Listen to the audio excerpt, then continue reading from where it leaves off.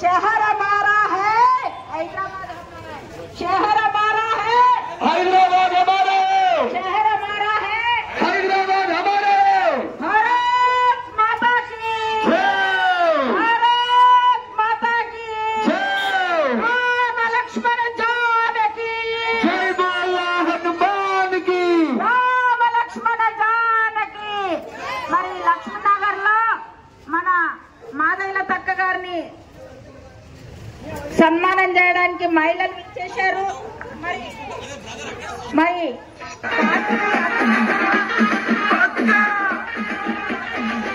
మన పార్టీ మీద అభిమానంతో మన మాధవ తక్క గారిని ఆశీర్వదించడానికి లక్ష్మీనగర్ వాసులైన మహిళలతో పాటు మగవాళ్ళు కూడా విశేష సన్మానం చేస్తున్నారు. వారందరూ కూడా హృదయపూర్వక ధన్యవాదాలు తెలియజేస్తున్నాను. మీతో పాటు మీరు వందలాది మందికి ఈ మెసేజ్ వాట్సాప్లల్లో సమాచారాన్ని పంపించి భారత్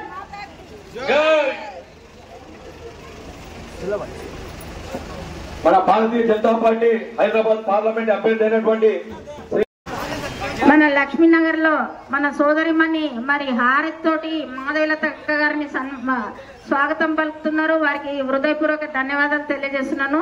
మీతో పాటు మీరు 100 మందికి మెసేజ్ పంపాలి. బీజేపీకి ఓటేసే విధంగా చూడాలనేసి మీ అందరితో నేను విజ్ఞప్తి. जब भी तूने किया आवाज सिर्फ बोला है बकवास। ओवैसी जब भी तूने किया है आवाज सिर्फ बोला है बकवास। हम आए हैं तुझे तड़ी पार करने, लेके आने वाले बार बार मोदी सरकार। जब से आई है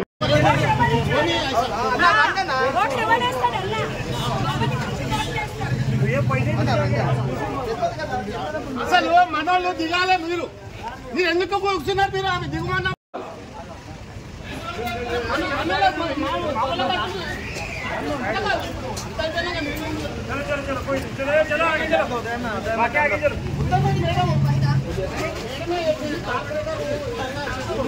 ఎక్కువ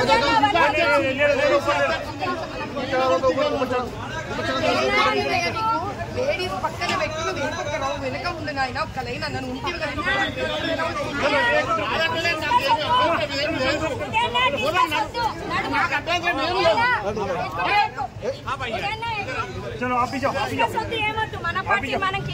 కొంపల్ల మాధవీలత గారి కమలం పువ్వు గుర్తుకే మన ఓటు.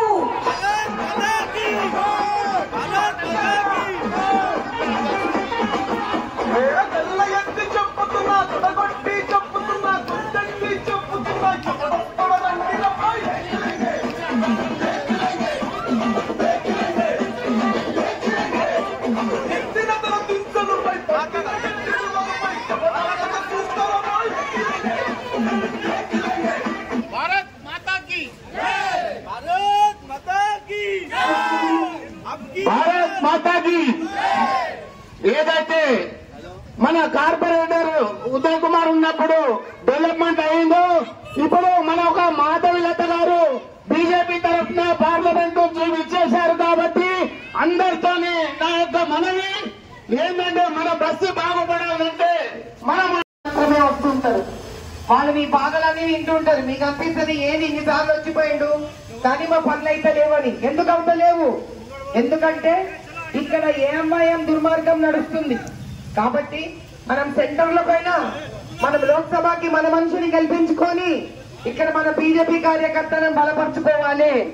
మీరు చెప్పే ప్రతి బాధ బీజేపీ కార్యకర్తలు నా ద్వారా మోడీ గారి వరకు చేరుస్తారు. మనం బలం పెంచుకోవాలంటే ఈసారి కమలం గుర్తుకే ఓటేసుకోవాలి. బీఆర్ఎస్, కాంగ్రెస్, తర్వాత ఏఎంఐఎం, ఎంబీటీ అందరు కలిసిపోయినారు. ఇప్పుడు మనమందరం ఒక్కటయ్యి ఈ బురదలాగా ఉన్న కాన్స్టిట్యున్సీలో కమలాన్ని వికసించింపజేసుకోవాలి. కమలం గుర్తుకే మనం ఓటు వేసుకోవాలి. ఈ రోడ్లు ఇక్కడ కనీసం ఎన్నిసార్లైనా కింద పడిపోతారు. బండ్లు సరిగ్గా నడవు, డ్రైనేజ్ భయంకరంగా ఉంటది, చెత్త తీసి రోడ్ల పక్కనే వేస్తారు, పిల్లలకు అనారోగ్యాలు వస్తుంటాయి, ఉద్యోగాలు ఉండవు ఇక్కడ. కాబట్టి దయచేసి కమలం పువ్వు గుర్తుకే మీ ఓటు వేయాలి. ఇంకా ఏఎంఐఎం అన్యాయాలు, అత్యాచారాలకు ముగింపు పలకాలి. ఆ పతంగిని చింపి అడ్డంగా కింద పడేస్తే తప్ప మన జీవితాలు బాగుపడవు. మన కార్పొరేటర్ ని మీరందరూ గెలిపించుకున్నప్పుడు 3.5 కోట్ల నిధిని తెచ్చిండి ఇక్కడికి. 3.5 కోట్లు పెట్టి ఆయన ఎంతో ఇక్కడ నిధిని తెప్పించుకొని కార్యక్రమాలు చేసుకుండు.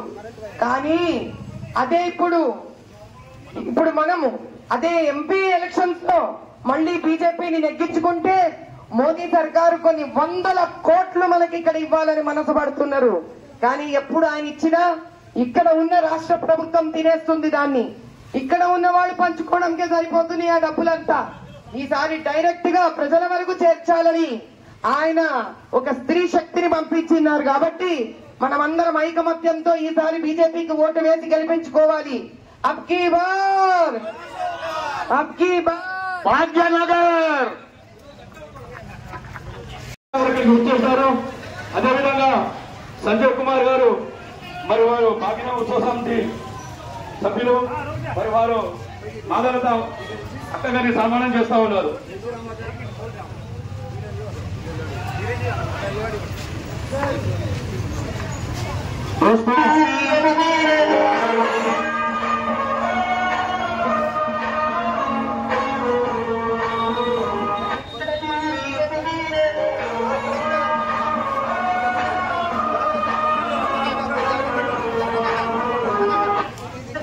दोस्तों, आपकी बहन, आपकी बेटी, आपकी बहू आपके दरबार आई है. आशीर्वाद दीजिए माधवी लता जी को.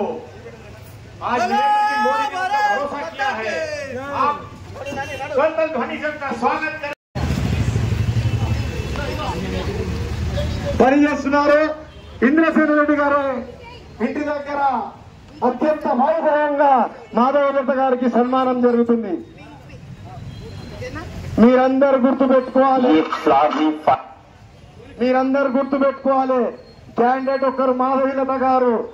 హైందవ బంధువులందరూ కలిస్తేనే మాధవీలత గారు గెలవగలరు. మీరందరూ జిల్లాలో కొత్తలు, ముఖ్యంగా ఫస్ట్ టైం ఓటర్స్ ఉత్తరప్రదేశ్ నుంచి వచ్చిన వ్యక్తి చాలా రోజుల నుంచి నేను కళలో కూర్చున్నమ్మా. ఈరోజు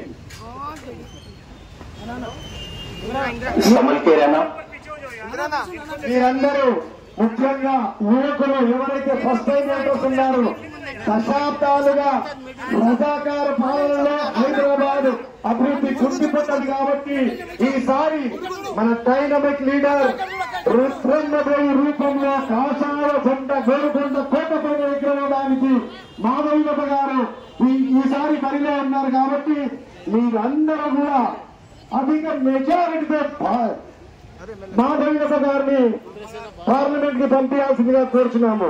భారత్ మాతా కీ.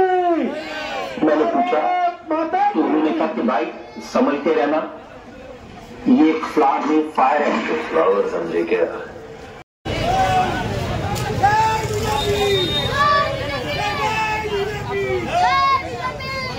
మెల్లిమెల్లిగా ముందుకు कॉन्वर्सेशन से जो कमी ముందు అందరూ మెల్లిగా లేవాలి.